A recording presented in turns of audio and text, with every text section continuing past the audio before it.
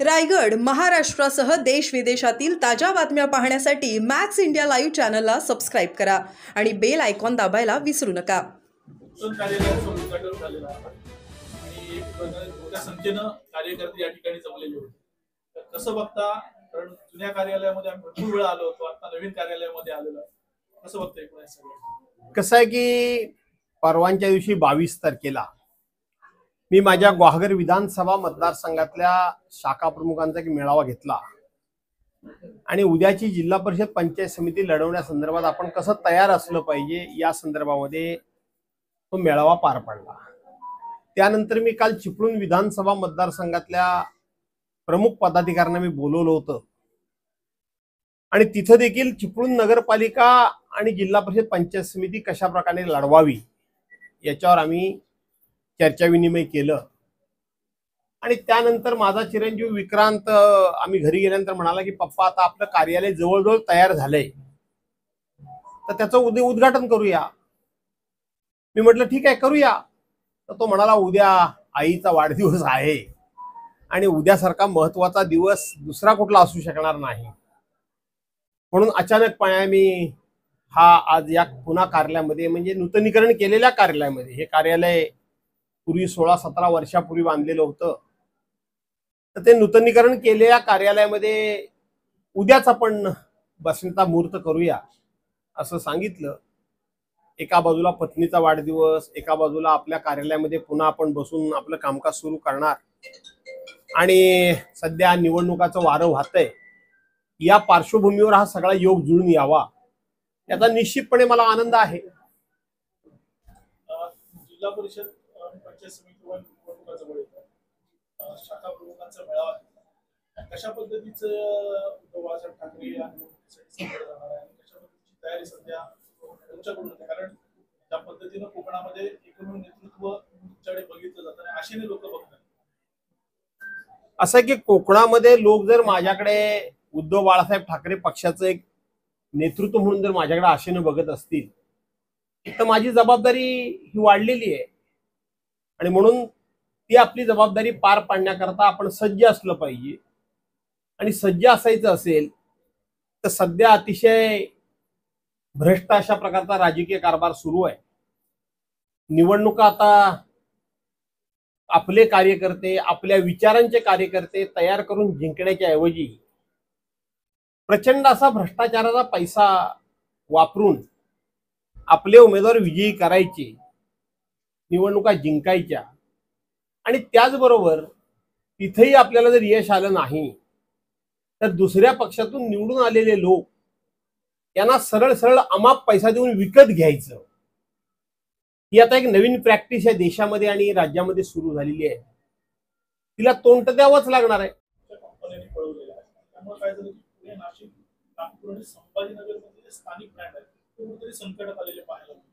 असं आहे प्रणवजी की उद्धव साहेब जे सातत्याने सांगतायत की 2 गुजराती नेते आणि त्यांच्या जोडीला आता 3रा गुजराती नेता अदानी, म्हणजे देशाचे राज्यकर्ते 2 गुजराती नेते आणि 3रा अदानी, यांनी महाराष्ट्राचं आणि मुंबईचं संपूर्ण महत्व या ठिकाणी कमी करणं, ती खिळखिळी करणं आणि मुंबईला पूर्णपणे या ठिकाणी कंगाल करणं हे यांचं स्वप्नच आहे. त्याचाच हा परिणाम आहे. प्रत्येक गोष्ट महाराष्ट्रातली गुजरातमध्ये जाते कशी? गुजरातची प्रगती व्हायला आमचा विरोध नाही, पण महाराष्ट्राची प्रगती थांबवून महाराष्ट्रामध्ये डेव्हलप झालेले बिझनेस हे महाराष्ट्रातच ठेवण्याच्या ऐवजी ते गुजरातमध्ये नेऊन गुजरातची प्रगती करणं, पर्यायानं महाराष्ट्र खिळखिळा करणं, महाराष्ट्र दुबळा करणं, हा जो काही एक दुष्ट हेतू आहे आणि तो दुष्ट हेतू साध्य व्हावा म्हणूनच उद्धव बाळासाहेब ठाकरे यांचं सरकार पाडण्यात आलं. लोकांना असं वाटतंय की उद्धव बाळासाहेब ठाकरेंचं सरकार पाडण्यात आलं, ते उद्धव साहेबांचे आमदार फुटले म्हणून ते पाडण्यात आलं. ते फोडले गेले. अजितदादा पवारांचा 70,000 कोटीचा भ्रष्टाचार गेला कुठं? सुनील तटकरेंची दिवाळी त्या ठिकाणी जेलमध्ये होणार होती, ती गेली कुठं? प्रफुल्ल भाई इक्बाल मिर्चीचे साथीदार होते, ते झालं काय? पुढं झालं काय? प्रताप सरनाईकांच्यावर एवढे आरोप झाले, ते झालं काय? रवींद्र वायकरांच्यावर आरोप झाले, त्याचं झालं काय? नवाब मलिकांच्यावर एवढे आरोप झाले, त्याचं झालं काय? भुजबळ साहेबांच्यावर एवढे आरोप झाले त्याचं झालं काय? भावना गवळीवर एवढे आरोप झाले त्याचं काय झालं? त्या ठिकाणी अर्जुन खोतकरांच्यावर आरोप झाले त्याचं काय झालं? काय झालं काय? अशी 100 उदाहरणं मी देईन. आता सुधाकर बडगुजरांना ह्यांनी घेतलंय.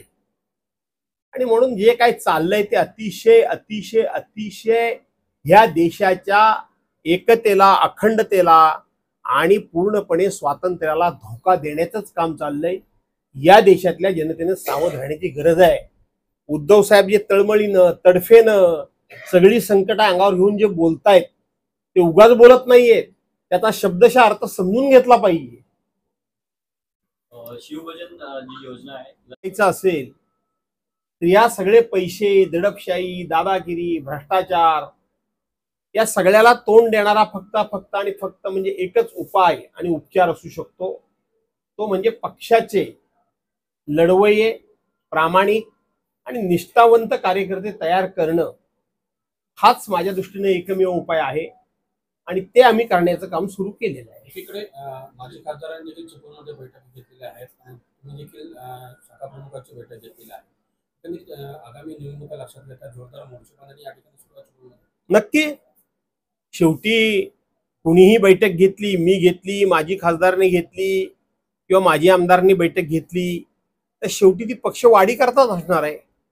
पक्षाला विजय मिळवून देण्याकरताच ती असणार आहे. त्यामुळं 1+1 2च होतील आणि त्याचा फायदा पक्षाला होईल. जी24 मुलाखतीमध्ये तुम्ही एक आरोप केला होता रामदास कदमांचा की अघोरी पूजेच्या दृष्टीने रामदास कदम यांनी केलं होतं. मात्र आता अघोरी पूजेचे धंदे करत नाही अशा पद्धतीचा दावा जो आहे तो रामदास कदम यांनी केला आणि बाप दाखवून नंतर श्राद्ध घाल अशा पद्धतीचं आव्हान तुम्हाला दिलं. मी रामदास कदमांना धन्यवाद देतो. आता मी अघोरी प्रकारचे धंदे करत नाही असे रामदास कदम बोलले असतील तर बरं झालं. माझ्यामुळे त्यांच्या वृत्तीमध्ये, त्यांच्या वागण्यामध्ये, त्यांच्या विचारांमध्ये बदल झाला असेल तर मला त्याचा आनंद आहे. आणि म्हणून रामदास कदमांना मी हेच सांगेन की आता त्या काळ्या जादू, बंगाली जादू ह्याच्या भानगडीच्या ऐवजी आता तुम्ही सुद्धा, तुम्ही आम्ही जवळजवळ सारख्याच वयाचे आहोत. आता तुम्ही जरा सन्मार्ग पत्करावा आणि तो जर त्यांनी पत्करला असेल तर मी त्यांना धन्यवाद देतो. त्या सन्मार्गाबद्दल त्यांना शुभेच्छा. मी काय सांगू त्याच्यामध्ये? आता मी नाराज आहे. आता माझ्या कार्यालयाच्या उद्घाटनाला तुम्ही एवढे मोठ्या संख्येनं आलेत. प्रणव पुळेकरांसारखा खास माझा मित्र रत्नागिरीतून सुद्धा आलेला आहे. या सगळ्या भानगडीमध्ये मी नक्की कुठे आहे ते बघायला. तर माझ्या कार्यालयाचा बोर्ड, माझ्या कार्यालयाचं एकंदरीत स्वरूप हे बघितल्यानंतर मी उद्धव बाळासाहेब ठाकरेंच्यावर नाराज आहे की नाही हे जे कोण आरोप करतात त्यांना जर कळलंच नसेल किंवा कळणारच नसेल तर त्याबाबत मी वारंवार खुलासा करून काही फायदा होणार नाही. स्थानिक स्वराज्य संस्थेसाठी यावेळी महत्वाचे आहेत. एकूण राजकीय परिस्थिती पाहता अशा वेळेस तुमच्याकडे मध्यंतरी विदर्भाची जबाबदारी देण्यात आलेली होती. आता तुम्ही सिंधुदुर्गची पासून दौरा करणार असं म्हणताय. एकंदरीत पक्षाने काय देऊ नये पक्षानं हे पक्षाला मी सांगणारा कोण आणि पक्षाने द्यावं की न द्यावं हे पक्षाने ठरवायचं. परंतु कालच माझे सहकारी माजी आमदार वैभव नाईक यांचं माझं बोलणं झालं. तिथे आमचे संदेश पारकर आणि त्यांचं माझं बोलणं झालं. बाकीचे सगळे आमचे जुने जाणते सहकारी त्यांचं माझं बोलणं झालं. त्यांचं म्हणणं आजही उद्धव बाळासाहेब ठाकरेंची शिवसेना इथं ताकदीनं उभी आहे. पण त्यांना एका भक्कम आणि तितक्याच ताकदीच्या नेतृत्वाची गरज आहे. आक्रमक नेतृत्वाची गरज आहे. लढवय्या नेतृत्वाची गरज आहे. निर्भीड नेतृत्वाची गरज आहे. आणि म्हणून तुम्ही या असं त्यांचं म्हणणं आहे. आणि म्हणून माझ्याकडे जबाबदारी दिली नाही दिली यापेक्षा शिवसैनिक म्हणून एकमेकाच्या मदतीला जाणं हे शिवसैनिकाचं काम आहे. आणि म्हणून मी त्यांच्या मदतीला जाणारच आहे. तिकडे जाणारच आहे. त्यांचं मानधन मिळत नाही. त्या ठिकाणी श्रावणबाळ योजनेचं मानधन मिळत नाही. संजय गांधी निराधार योजनेचं मानधन मिळत नाही. लाडक्या बहिणीला त्या ठिकाणी दर महिन्याचा देणारा हप्ता हा आदिवासी विकास योजनेतून पैसे काढून आणि मागासवर्गीय विकास योजनेतून म्हणजे समाज कल्याण विभागाच्या योजनेतून पैसे काढून दिले जातात. या राज्याचे अर्थमंत्री यांनी भयंकर गंभीर असं एक स्टेटमेंट केलं की ज्याची महाराष्ट्रानं दखल ज्या प्रमाणात घ्यायला पाहिजे ती घेतली नाही. काय म्हणाले अजितदादा आम्ही पैसे कोणाला देतोय? आम्ही पैसे आदिवासी विकास योजनेचे पैसे काढून आदि विकास महिलांनाच देतोय. आम्ही समाज कल्याण विभागाचे पैसे काढून समाज कल्याण विभागाच्याच महिलांना देतोय. याचा अर्थ काय? तुम्ही योजना आखताना हे असे वेगवेगळे समाज विभागण्याची योजना आणलीत का? तुम्ही सरसकट सर्वांकरता एक योजना आणलीत. राज्याच्या तिजोरीतून आम्ही पैसे देऊ म्हणून सांगितलं. 46,000 कोटी रुपये राज्याच्या अर्थसंकल्पामध्ये आम्ही तरतूद केली म्हणून सांगितलं. आणि तुम्ही आदिवासी विकास योजनेचे पैसे तुम्ही आदिवासी विकास महिलांना देता. समाज कल्याण विभागाचे पैसे तुम्ही समाज कल्याण विभागाच्या महिलांना देता. म्हणजे राज्याची तिजोरी ही आदिवासी समाजाकरता आणि मागासवर्गीय समाजाकरता नाही, फक्त बाकीच्या समाजांकरता आहे का? काय चाललंय काय हे? पण मनाला वाटेल ते बोलायचं. आणि त्याच्यावर मुख्यमंत्र्यांनी आणखीन गंभीर अशा प्रकारचा कोट केलं की अजितदादा पवार बोलले ते आमची सगळ्यांची भाषा आहे, आमचं सगळ्यांचं तेच मत आहे, ते बोलले ते आम्हाला मान्य आहे. जे वाटेल ते सरकारने काम करावं. सरकारच्या सत्सक बुद्धीला जे पटेल त्या पद्धतीनं आणि जनमानसाचा कानोसा घेऊन सरकारनं त्यातला निर्णय घ्यावा. परंतु 3 प्रकारच्या 3 समाजाच्या लोकांना एकमेकाच्या विरोधात भिडवण्याचा हा डाव आहे. थोरले बाजीराव पेशवे हे कोणाचे? राजमाता जिजाऊ ही तर कोणाच्या? आमच्या सर्वांच्या. सावित्रीबाई फुले कोणाच्या? आमच्या सर्वांच्यात. पण त्याच्यामध्ये समाजामध्ये वाद लावणं ही जी काही प्रवृत्ती सध्या महाराष्ट्रामध्ये बोकाळले त्याला सरकारनं आळा घालून त्या ठिकाणी सामंजस्याने प्रश्न सोडवावा असं मला वाटतं. सचिवांना जे आहे ते मूळ विभागामध्ये हजर राहण्याच्या नोटीस आहेत ते समाज प्रशासनाने दिलेल्या आहेत. सगळ्या मंत्र्यांचे खासगी सचिव आहेत ऐकला असाल की कुठल्याही मंत्र्याला आपला ओएसडी नेमण्याचा अधिकार सुद्धा नाही. जे केंद्रामध्ये डिक्टेटरशिप सुरू आहे तीच देवेंद्र फडणवीसांच्या राज्यामध्ये देवेंद्र फडणवीसांची डिक्टेटरशिप सुरू आहे. देखील विचारला जातोय कारण सरकारने याबाबत एक पाऊल मागे कुठेतरी घेतलेलं पाहायला मिळते.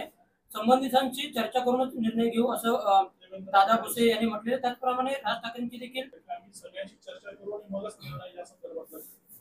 देवेंद्र फडणवीसांसारखा चलाक माणूस या महाराष्ट्रामध्ये शोधून सापडणार नाही. तो चांगल्या अर्थानं की वाईट अर्थानं तो अर्थ तुम्ही लावा. मागच्या वेळेलाच त्यांनी सांगितलं होतं की आम्ही कुठलीही मराठी भाषेची तिसरी भाषा म्हणून जबरदस्ती करणार नाही, लादणार नाही, हे सांगितलं होतं. त्यानंतर दादा भुसे जे ते शिक्षण मंत्री आहेत त्यांनी सांगितलं की आम्ही तो विषय मागे घेतला. आम्ही आता मराठी भाषा ही तिसरी भाषा म्हणून कंपल्सरी जी करणार होतो ते आम्ही करणार नाही असं सांगितलं.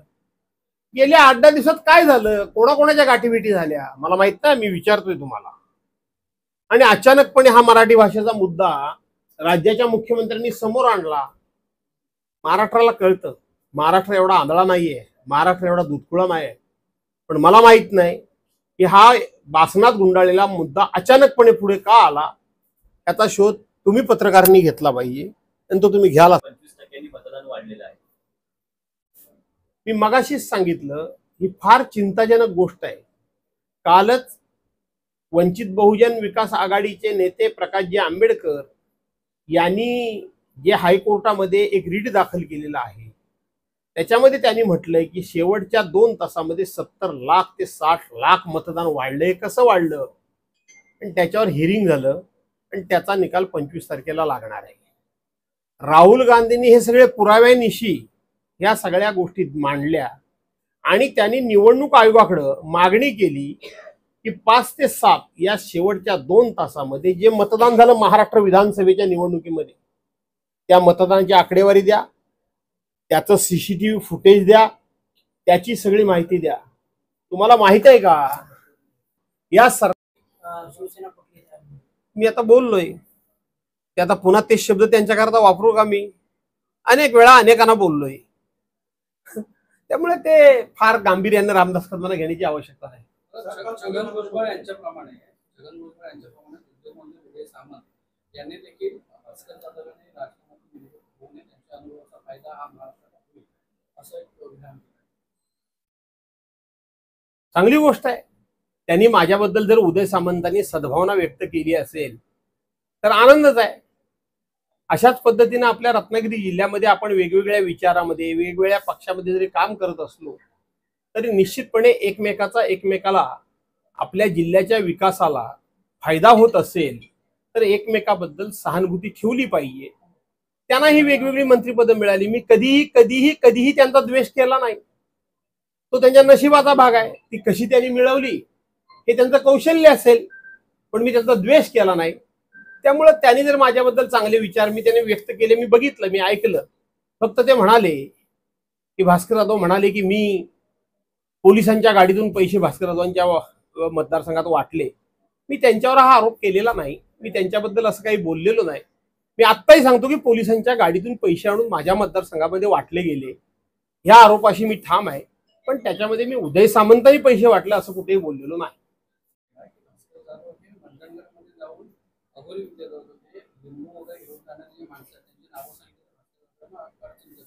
हा रामदास कदम हे हवेमध्ये गोळीबार करणारा माणूस आहे.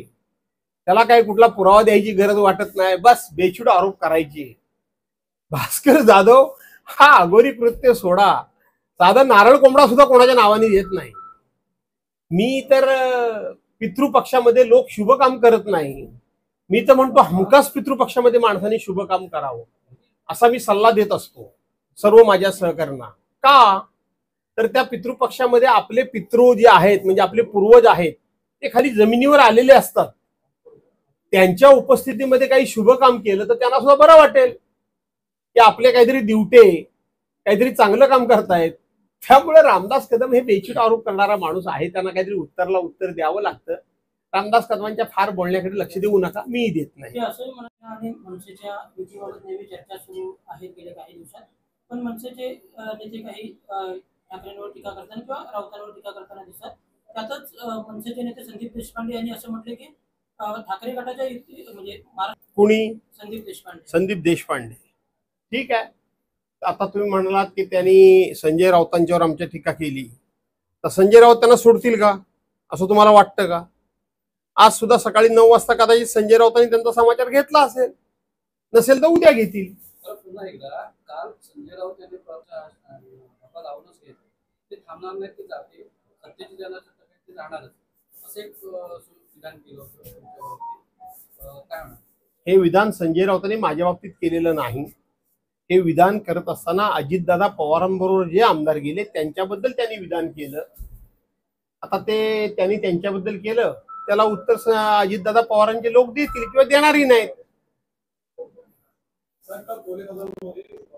केला एक नोट निवडणूक आयोगाने केंद्र सरकारकडे पाठवली आणि या सरकारने घाई गडबडीत कायदा केला की आता याच्या पुढं निवडणूक झाल्यानंतर झालेलं मतदान ते मतदानाची पेटी किंवा विरोधी पक्ष सातत्यानं संशय व्यक्त करतोय अशा पार्श्वभूमीवर तुम्ही हा कायदा केलात. जो कायदा नाही तो कायदा करून 45 दिवसामध्ये तुम्ही ते मतदान आणि त्याचा पुरावा नष्ट करायचा हा जो कायदा केलात. आज ही लोकशाही पूर्णपणे धोक्यात आहे. ही लोकशाही अडचणीत आहे. राहुल गांधी म्हणतात म्हणून त्यांची टिंगलटवाळी केली जाते, पण ते म्हणतायत याची दखल या देशामध्ये घेण्याची गरज आहे.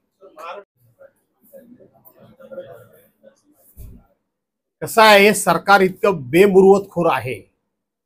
या सरकारचा अधिकाऱ्यांच्यावर कुठल्याही प्रकारचा आता दबाव, प्रशासनावर कुठल्याही प्रकारची वचक राहिलेला नाही. मंत्री नुसते येतात आणि सगळं गुडी छान छान उत्तम असं करतात आणि निघून जातात. 5 म्हशी त्या शेतकऱ्याच्या मेल्या. तो हा शेतकरीचा इकडे यावं, ह्याच्या चेहऱ्यावर बघा हा किती गरीब माणूस आहे तो. हा हे प्रमोद कदम यांच्या 5 म्हशी लाईटची वायर तार पडून शॉक लागून मेल्या आणि 6वी म्हैस मरणाच्या दारात आहे, ती तडफडतीये. काय करायचं या गरिबांनी? या नालायक अधिकाऱ्यांना खरं सांगितलं तर उलटे टांगून मारले पाहिजेत. हे आम्ही भाषा जेव्हा वापरतो तेव्हा लोक आम्हाला रफ भाषा बोलतात म्हणून सांगतात. अरे तुम्ही वायरला गार्डिंग केलंच नाही. प्रत्येक ठिकाणी ज्या ठिकाणी तुम्ही तारा जोडता पोलवर तिथं गार्डिंग करावं लागतं. एखादी तार तुटली तर त्या गार्डला ती टच होऊन तिचा प्रवाह खंडित होतो, ती डिस्कनेक्ट होते. ज्या अर्थी ती तार खाली पडली आणि ती जिवंत राहिली, म्हणजे त्यातून वीज वाहिनी वाहत राहिली, त्या अर्थी त्या ठिकाणी गार्डिंग झालेलं नाही. आणि म्हणून अशा अधिकाऱ्यांना खरोखरच उलट टांगून मारलं पाहिजे. पण अधिकारी सुद्धा इतके बेमुरवतखोर झाले, त्यांना मंत्र्यांचा काही वचक राहिलेला नाही. त्याच्याकरता हे असे गरीब शेतकरी जे बिचारे आहेत हे बळी जातात. या माणसाने काय करायचं? मी जाणार आता MSEB मध्ये. मागील 2